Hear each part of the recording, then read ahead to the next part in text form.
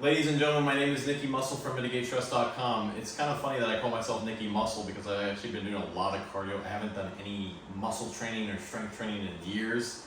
I do functional patterns, but I do a lot of martial arts now. I'm obsessed, and it's just so fun. It's so addicting. BJJ, wrestling now, judo.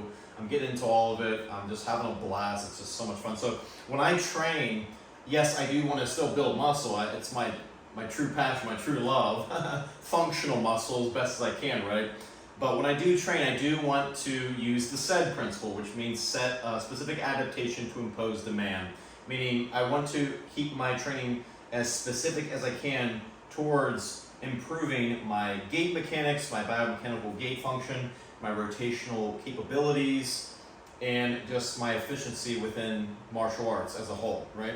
But now I'm getting into more grappling, and I'm loving grappling because I've trained strength for so many years that I think it's going to carry over so much into grappling. Being strong, it's very important.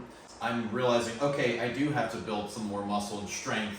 It does help, especially when you're doing chokeholds. I think it does help to have some big biceps, like I'm seeing now. So at least I could feel that from my coach who put me in a chokehold last night with his massive arms. I'm like, oh my gosh, feels like a suction cup. Anyways, I want to go over a little bit of a rant today, but I want to at least give you guys an exercise to kind of review and to explore, and that is the single arm dumbbell snatch. Now this is a family of multiple exercises, not just one. We can do a single arm dumbbell clean, a clean and press. We can do a single leg or more unilateral variation where we're kind of doing a single leg RDL, Romanian deadlift style, with a dumbbell. And this is kind of heavy, but I'm going to show you anyways, which isn't smart. And then we can do so many different things, right? Trying to keep it more gait specific, but I'm going to show you the base, the default position, because if you have this exercise in your life, I do believe it's going to make you so much stronger, and it's going to build some muscle. It's going to really engage that posterior chain. So what I have here is a 70-pound dumbbell. It's relatively heavy, but not that much for me. I used to lift a lot more heavy weights, but let's get started anyways. So if I'm doing this, the first thing I want to do is I always want to have a mirror.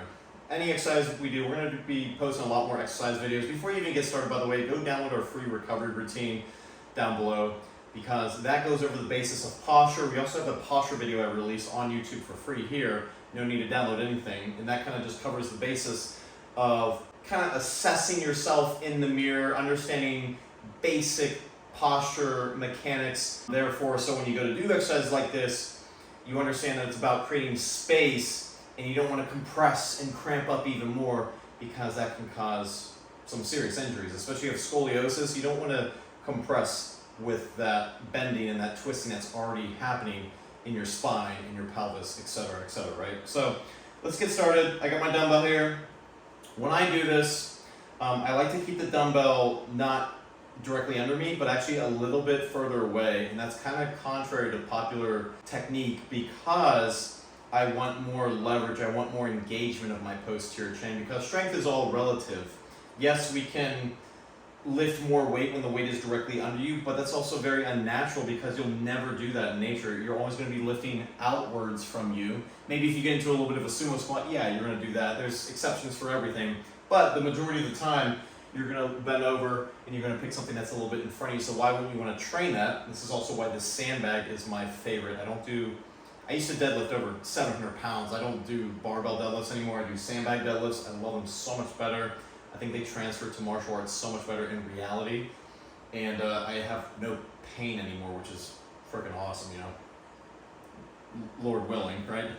I think I'm in the right direction. So anyways, going back to this exercise, I keep the dumbbell a little bit further away, but most importantly, going back to that posture video, I'm using the mirror as my best friend, as my means to assess myself and how my body is orienting itself through space, because it's so imperative, it's so important, so crucial that we do that, because as I lift this weight, as I add an external stimulus, it's going to be a little bit challenging. So find that neutral position, and can we maintain that neutral position through movement? So I'm going to show you that. So first thing first, hip width apart. You can go a little bit wider if you want the weight to be a little bit closer. That's perfectly fine. But for me, I want to be neutral with my knees, feet, and hips facing forward. My pelvis is nice and level and neutral. I'm not twisting, I'm not shifting, I'm not tilting. I'm trying to keep it as neutral as I can. And then everything between my collarbone and my pelvis, this abdominal cavity right here, is going to be spacious. I'm going to lift that up and get as tall as I possibly can. That's the cool thing. So this is posture training, right? So when we do this strength exercise and I have weight overhead, I'm going to be trying to maintain that buoyancy, that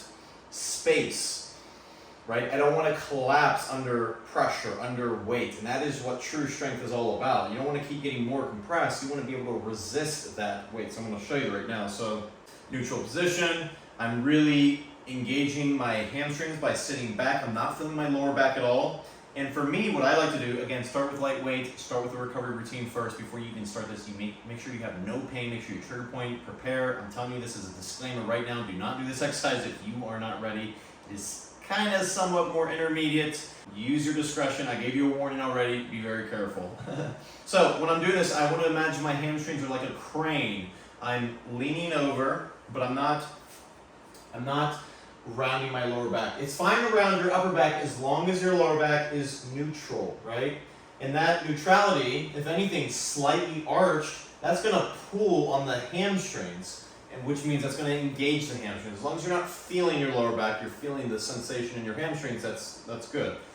Since you're kind of reaching over a little bit, I'm going to get a little bit of a stretch. So I'm tall here, right? In order to be able to rotate efficiently, we have to have space in this abdominal cavity. So I'm tall here, I'm spacious, and I'm reaching over, and I'm actually directly under my shoulder position. So this is a perfect position where I want to be with that dumbbell. What I like to do, again, start very light, is I like to prime the hamstrings, kind of like a pause deadlift when I used to do with powerlifting. I like to prime. By the way, those got me seriously strong when I was younger. Hold that, and then wasn't too powerful, but I'm not really going for maximum power for this exercise. I like to be able to control the weight up. And I'm trying to get as tall as I possibly can, and I'm trying to resist doing this or any collapsing. I'm trying to get tall. I like to do a little bit of a rotation at the end, come back, control the weight, get some breath, fill up that abdominal cavity. And when I'm doing this, I'm imagining like I'm on a hamstring curl machine, right? And I'm curling the ground. I'm going to explain that. So imagine I'm like curling the ground, right? With both hamstrings. It's kind of hard to imagine, but if you've ever been on a hamstring curl machine, it's like that. If you think about that, that's what's driving this movement. It's your hamstrings. Yes, it's your glutes, but let's work the hamstrings. They're very weak for most people. That's why most people pull their hamstrings and stuff. So again, going back to this, I'm creating a nice massive stretch and reaching. I'm not bending my lower back. I'm priming the movement with a hold. You can even just start here, right? You can just do this for 5 seconds. Oh, that's insane. Oh, alternate, take a break. If you feel your lower back, take a break. You've got to feel this in your hamstrings, I'm telling you. So with this one, it should look like this.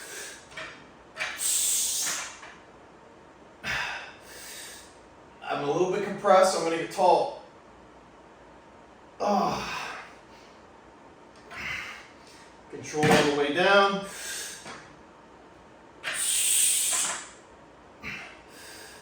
See, I'm kind of like bent over. A little bit of a spine shift, and my knees kind of went outwards. I don't want that.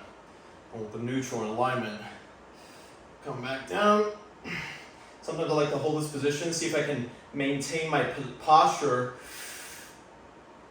Come back down. So if you can see, strength is more than just lifting the maximum weight. Can I control this weight? That's the key. Can I control this weight? Can I maintain that buoyancy within that abdominal cavity and not collapse under pressure? That's going to apply with every sport. Football, soccer, wrestling, any form of martial arts. You want to be able to maintain that strength, which that's your inertia, that's your coiling, that's your power transfer is coming from here. If I collapse, I'm losing that length, tension, potential power transfer, right? So we need this to maintain its structure in order to have optimal performance. So let's just do a couple more exercises or reps. I'm going to show you some variations to kind of play with it, right? So again, be careful with this one. Go very light at the start. Make sure you feel this all in your hamstrings. You're engaging the hamstrings by curling the ground with your hamstrings. You're not feeling your lower back. And it's fine if I round my upper back a little bit. I kind of like to assume a sprinter's position like this. Nice and tall. And I'm stretching my lat, right? Again, curl the ground. Hold.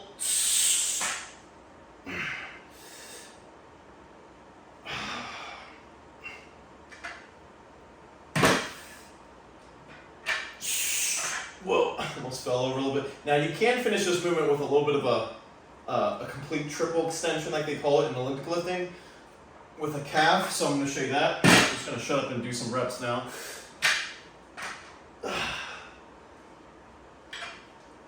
Be careful.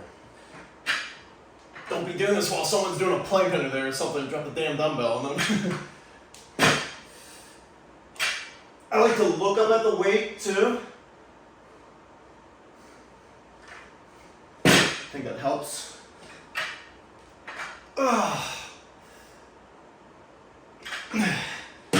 going to try a clean now. So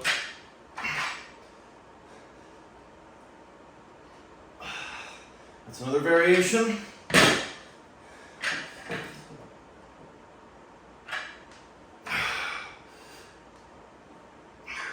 So you can have some play with it. Now, the technique doesn't have to be completely replicable with every single movement. You just have to understand the boundaries in order to avoid inflammation, pain, and most importantly, avoid getting injured.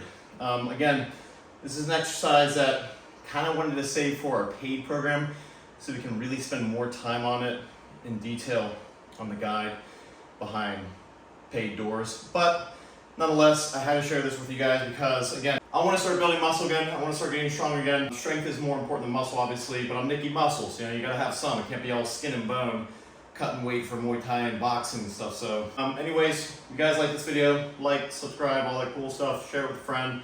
Just make sure, again, disclaimer, when you do this, start with low weight.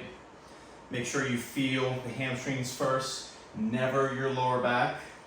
I want to engage my hamstrings. So you got to stretch them.